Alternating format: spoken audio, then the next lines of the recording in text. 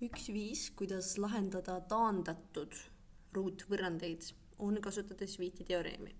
Ja Witti teoreem on siis siin, kus siis p-täht on lineaarliikme kordaja.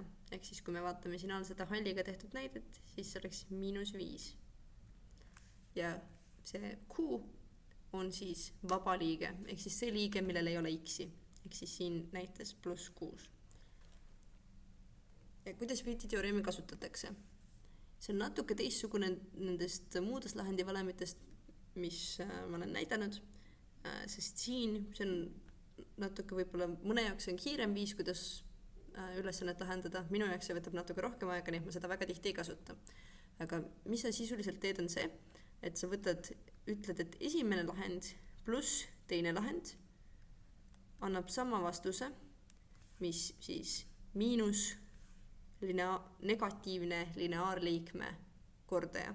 Ehk siis siin puhul negatiivne lineaarliikme kordaja. Ja samal ajal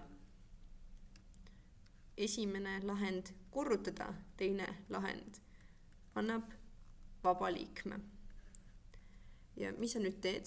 Kõigepealt sa võid siia kirjutada -5 asemele, võib-olla lihtsalt 5. Sest miinus ja miinus annavad kokku plussi. Nüüd sa pead lihtsalt välja mõtlema, mis kaks arvu sa saad kokku liita, et saada seda arvu, mis sa kirjutasid siia, ja mis kahte arvu sa pead omavahel korrutama, et saada siis seda vaba liikme kordajat. Ja see ongi lihtsalt nuputamine. Mõne jaoks on väga lihtne, mõne jaoks on väga raske. Mis ma näen siin, kui me liidame näiteks 3 ja 2, siis me saame 5. Ja kui me korrutame 3 ja 2, siis me saame 6. Nii et mis sa lihtsalt teed, ongi see, et sa nüüd vastusesse kirjutad. Esimene vastus on 2, teine vastus on 3. Sa lihtsalt proovid välja mõelda, mis kaks arvu sa saad kokku liita, et saada 5, ja mis kahte arvu sa pead korrutama, et saada 6. Mis sa saad teha, on ka see, et kohelda seda kui kahe tundmatuga lineaarvõrrandi süsteemi ja siis kasutada asendusvõtet või liitmisvõtet, aga see juba läheb hästi keeruliseks, mistõttu ei ole enam mõistlik üldse Witti teoreemi kasutada. Sama hästi sa võid kasutada mingit muud lahendivalemit. Et Witti teoreem on mõeldud või üldiselt kasulik just siis, kui sa pead mingit asja suhteliselt kiiresti välja mõtlema. Ja nüüd teeme mingi teise näitega. Ehk siis mul on see 2 või x ruudus -4 x pluss 4 võrdub 0. Ehk siis jälle x1 pluss x2 peavad andma negatiivse lineaarliikme kordaja ja x1 korrutada x2 peavad andma siis vaba liikme. Sellise ja siis sellise. Nii, vaba liige on siin, lineaarliige on siin.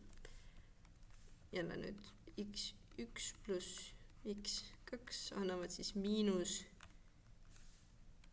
4 ja x1 korrutada x2 annab 4. Teen ikka sinisega 4.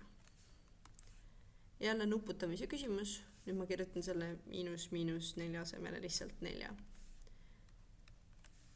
Nuputamise küsimus, mis kaks asja saad kokku liita, et saada 2 ja mis kahte asja sa pead korrutama, et saada, või tähendab, mis kaks asja sa pead kokku liitma, et saada 4 ja mis kaks asja sa pead kokku korrutama, et saada 4. Ja minu meelest see on 2 ja 2 on ju, sest 2 pluss 2 on 4 ja 2 korrutada 2 on 4. Siis sa saad kirjutada x1 võrdub 2, x2 võrdub 2. See ongi lihtsalt nuputamise peale. Ja nagu me näeme, mõlemad vastused siin tulid täpselt samasugused. See võib juhtuda, see on täiesti okei. See juhtub muudel viisidel ruutvõrrandit lahendades täpselt samamoodi. See lihtsalt on ruutvõrrandi eripära. Ja nüüd viimane. Ehk siis siin meil on 6 on ju, 6 ja siis 10.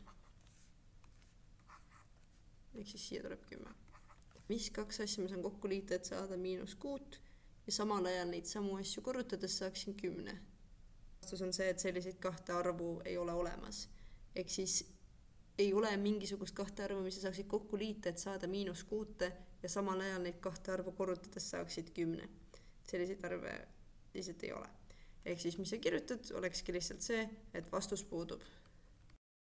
Siin ongi minu meelest see Witti teoreemi trikikoht, vähemalt minu jaoks, et võib-olla ma ei tule lihtsalt nende arvude peale, võib-olla sellised arvud on olemas, et kust ma kindlalt tean, et selliseid arve ei ole olemas. Et see on see põhjus, miks mina Witti teoreemi väga tihti ei kasuta, aga kellele meeldib, võib ju seda ometigi kasutada.